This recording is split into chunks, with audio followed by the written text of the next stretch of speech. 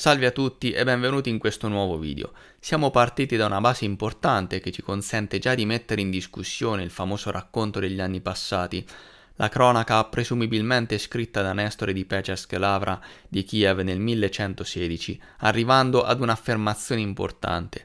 La Rus di Kiev non è mai esistita storicamente. E come abbiamo già accennato, questa è un'affermazione molto importante, poiché ci consente già di far scricchiolare le fondamenta apparentemente stabili del castello di carta su cui si fonda tutta la presunta autorità storica di questo racconto. Oggi andremo a trattare brevemente la storia della scoperta di questa cronaca e vedremo che anche in questo caso le zone d'ombra sono molte. Ecco cosa si dice sulla scoperta dell'elenco Radziwiłł, il primo e principale elenco del racconto degli anni passati, poiché tutti gli altri elenchi in un modo e nell'altro si rifanno all'elenco Radziwiłł, differendo però in vari dettagli, in alcune aggiunte e varie omissioni. Nel XVII secolo il manoscritto era conservato da rappresentanti della famiglia Radziwiłł, la famiglia nobile più ricca del Granducato di Lituania.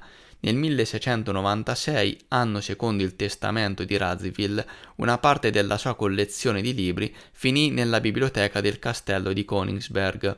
Nel 1697 lo zar Pietro I, arrivato in Prussia come parte della Grande Embassy del 1697-98, mostrò interesse per il manoscritto. Insomma, anche qui una bella coincidenza. Nella puntata scorsa abbiamo parlato di come lo stesso Pietro I mostrò interesse per gli atti del presunto concilio di Kiev del 1151 che alla fine si rivelarono essere dei falsi creati appositamente dal metropolita Stefan Jaworski e l'archimandrita Josaf Krokowski, ed ora lo stesso Pietro I mise le mani anche sul racconto degli anni passati. Il tutto è ovviamente collegato. Come già abbiamo compreso, fu proprio l'archimandrita del monastero delle grotte di Kiev, Josaf Krokowski, sotto lo pseudonimo di Nestore il cronista, ad aver creato la stessa cronaca nel XVII-XVIII secolo, ed il tutto faceva parte di un piano più grande che prevedeva la complicità dello stesso Pietro I. Il fine ultimo era il seguente: la storia della Russia doveva essere riscritta. Questo racconto doveva fungere come base per una versione moderna dell'antica storia russa. Gli storici affermano ancora oggi che si tratti presumibilmente della più antica delle cronache russe, peccato però che gli antichi originali non sono sopravvissuti. Questo è il destino di molte altre fonti storiche considerate molto antiche. Lo schema è sempre lo stesso, e si potrebbe dire ancora di più riguardo allo stesso manoscritto, che per dirla in breve presenta tutti gli elementi di un documento del XVII-XVIII secolo, proprio il periodo in cui emerse per la prima volta, ma questo approfondimento merita un video a parte. Questa lista Radziwiłł è un normale libro scritto a mano con pagine di carta, presenta una prefazione in tedesco ed una rilegatura del XVIII secolo, e lo stesso vale per gli altri elenchi menzionati in precedenza. Ma c'è di più. La grande enciclopedia sovietica continua la storia sul manoscritto. Nel 1713, mentre attraversava Königsberg, Pietro ordinò una copia della cronaca di Radziwiłł che includeva miniature. Usando questa copia iniziò a studiare le cronache russe. Lomonosov studiò anche la cronaca russa utilizzando inizialmente la stessa copia. L'originale stesso fu consegnato a San Pietroburgo e nel 1761 trasferito alla biblioteca dell'Accademia delle Scienze. Peccato però che non tutto andò liscio con il racconto degli anni passati, perché nel frattempo venne alla luce un'altra cronaca, completamente diversa, che contrasta molto con la cronaca di Nestore. Lo storico tedesco August Schlosser, che era alla corte del primo imperatore russo, scrisse: Tatiscev nel 1719 ricevette un elenco di Nestore dall'ufficio di Pietro, una copia della cronaca di Radziwiłł, che riscrisse immediatamente per se stesso. Nel 1720 Tatiscev fu inviato in Siberia, poi trovò un elenco molto antico di Nestore di uno scismatico. Come rimasi sorpreso quando vide che era completamente diverso da prima. Pensava, come me all'inizio, che esistesse una sola cronaca. Così lo storico tedesco, che è anche uno dei creatori della teoria normanna della storia russa, a cui risalgono la versione di Karamzin sovietica e quella moderna della storia russa, basò tutte le sue conclusioni sul racconto degli anni passati, presente nell'elenco Radziwiłł, redatto alla fine del XVII ed inizio XVIII secolo, insieme ai famosi atti del concilio di Kiev del 1151 e di altri documenti palesemente falsi.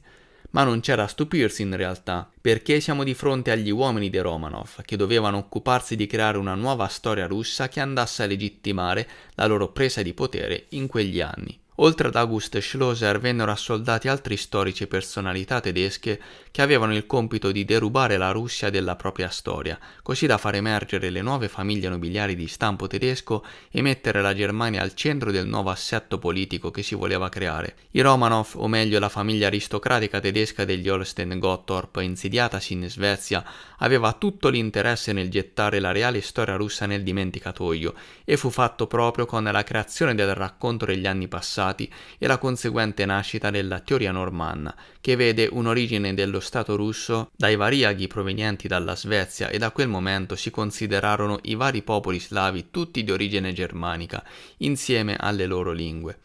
Ma la realtà è ben diversa, e la scoperta di questa nuova cronaca conosciuta come cronista russo ci permette di andare all'origine e capire da dove è nata in realtà la cronaca degli anni passati. Il cronista russo era una cronaca molto conosciuta a quei tempi, ma questi storici tedeschi non la ritenerono importante. Per loro non era necessario leggere le cronache russe, preferivano quelle di origine polacca.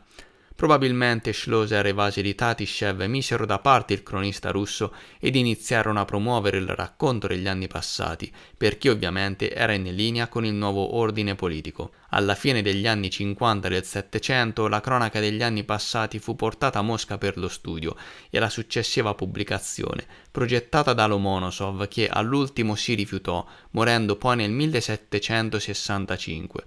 Forse si rese conto dell'incertezza di questo manoscritto. Dopo 2 anni dalla morte di Lomonosov, il manoscritto di Radzivilov fu preparato per la stampa e pubblicato dal segretario di Lomonosov, Barkov, un famoso ubriacone e autore di poesie di dubbio gusto, più volte licenziato dall'Accademia delle Scienze per comportamento indecente. Insomma, anche le circostanze sulla comparsa del racconto degli anni passati non fanno altro che aumentare i dubbi sulla sua autenticità. Ci troviamo di fronte ad un falso creato proprio nel XVII-XVIII secolo dall'archimandrita del monastero di Pechersk-Lavra, Joasaf Krokovsky, su commissione di Pietro I, uomo di punta dei Romanov che salirono al potere a discapito della precedente linea reale che governò la Rus dell'Orda dal XIV al XVI secolo.